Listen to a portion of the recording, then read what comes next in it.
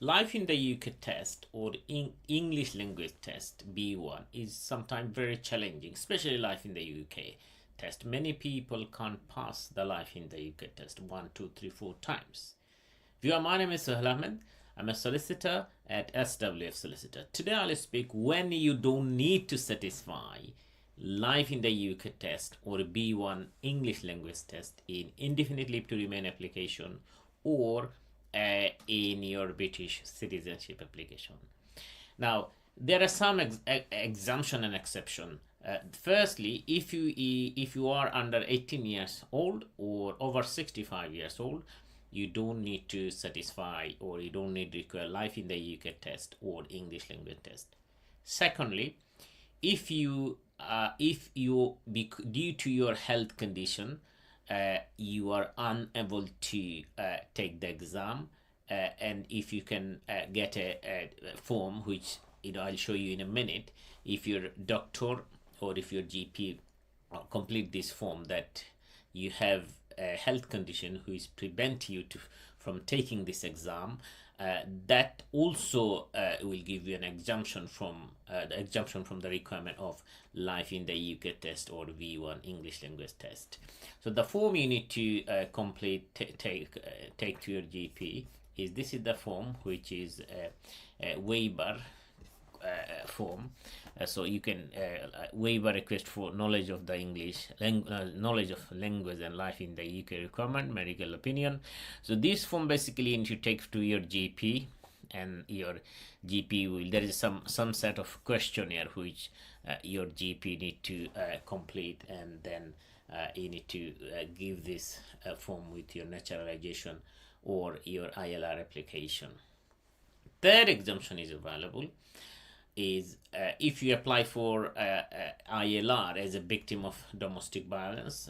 Also, you don't need to require this life in the UK or English language test. Fourthly, if you apply under EU settlement scheme for indefinite leave to remain, irrespective of whether you are a EU national or non-EU national, you don't need life in the UK test or English language B1 test.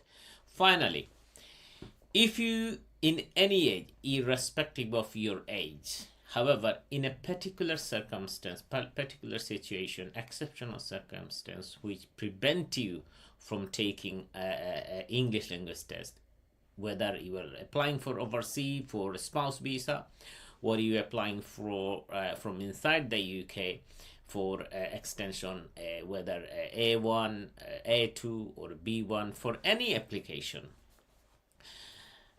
However, in an exceptional circumstance which prevent you from taking the exam or do the course, say for example, I have dealt with a couple of cases from Afghanistan, those British or settled person in the UK sponsoring their spouse to bring them from Afghanistan.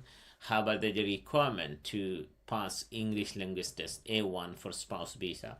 Unfortunately, in Afghanistan, all the English center is closed. There is no option to learn English or do the course or do the exam.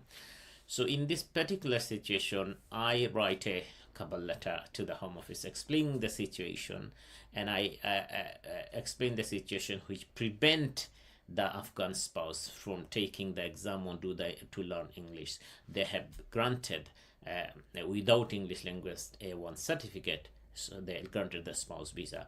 So if you are on that types of situation, this is for an example, but if you are someone in that types of exceptional circumstance or a situation, you can explain to the Home Office, well, this is the exceptional circumstance which prevent me from taking the exam. These are the exemption and exception available. However, if you are in a situation which you need some time advice, please feel free to contact us. If you need any assistance, my contact details appear bottom of the screen.